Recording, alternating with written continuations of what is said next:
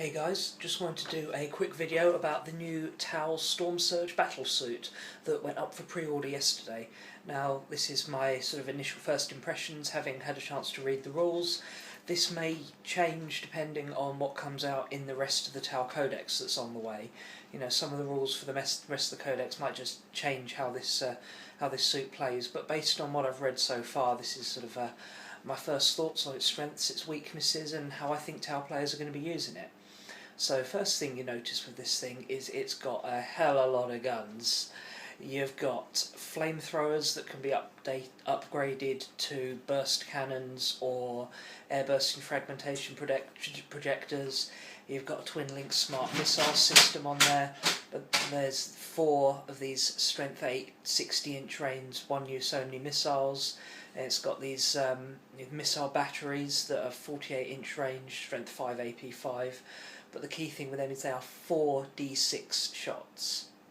4d6, that means on an average roll you're going to be getting 14 shots with this thing, with just this one weapon. And then it's got a 30-inch range weapon with a bit of a strange special rule. The range changes the strength of it, so if you're within 10 inches it's a 2-shot D weapon. At 10 to 20 inches it's a small blast, strength 10, 2 shots, and at 20 to 30 inches it's a large blast, strength 9 AP5.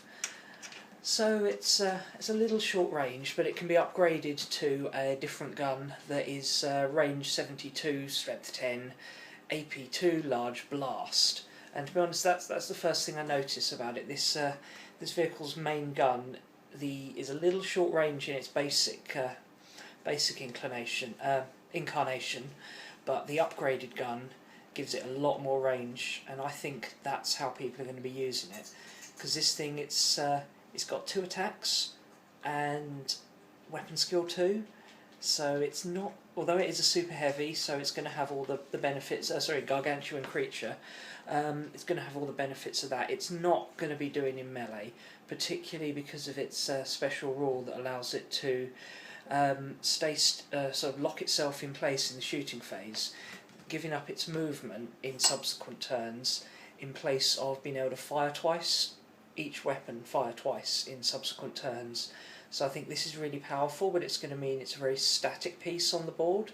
So I see it sitting much further back and just standing back and shooting. So I think the 30-inch range gun that becomes D inside 10 inches really isn't going to be the weapon of choice. People are going to get the upgrade, and you're going to see this strength 10 large blast going out at 72 inches to match the sort of ranges you're seeing from the other things. You've got the 48 on the missile pods and the 60 on the missiles, so it's going to be a long-range support piece. The other reason I think it's going to be sitting back and doing long-range firepower is it's a little bit vulnerable for a gargantuan creature.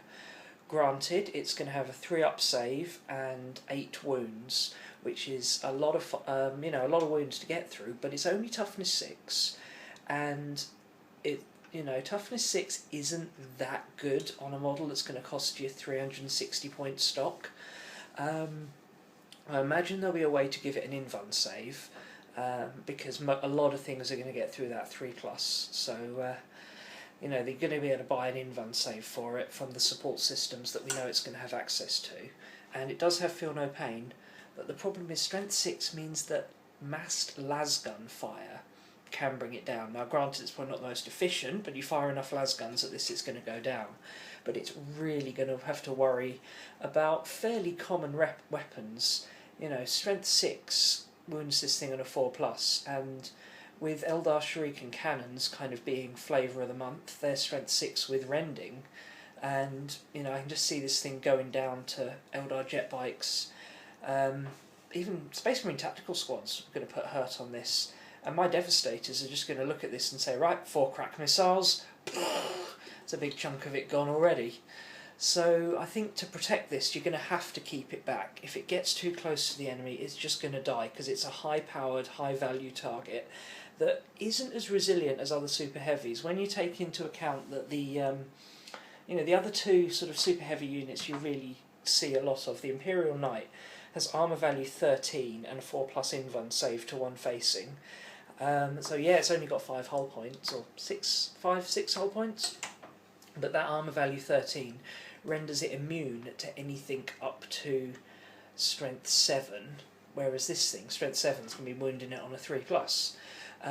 The Eldar Wraith Knight, that's got only 6 wounds, but it's toughness 8, which means you're going to need to be at least strength 5 to hurt it, and you know, crack missiles are going to need a 4, strength 6 guns going to need a 6.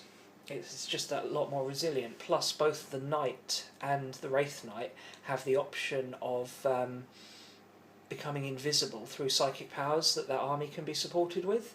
So they're only going to be snapshots only, and trust me, an invisible Wraith Knight is a scary sight to behold. But the Stormsurge got no psychic allies that are going to be allowing it to become invisible.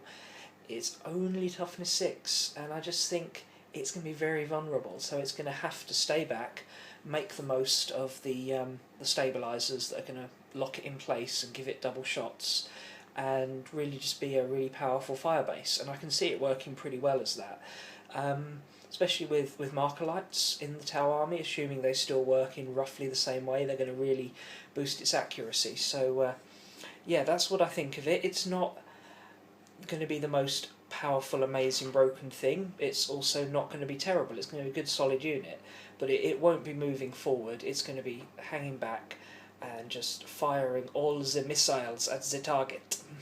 Anyway, hope you like this video. That's my just initial thoughts on it, and yeah, once the rest of the Tau start to be revealed, hopefully I'll do a few more videos, and maybe get my buddy Sam, who plays my old Tau army, in and do like a chat about the new codex. See you soon. Bye.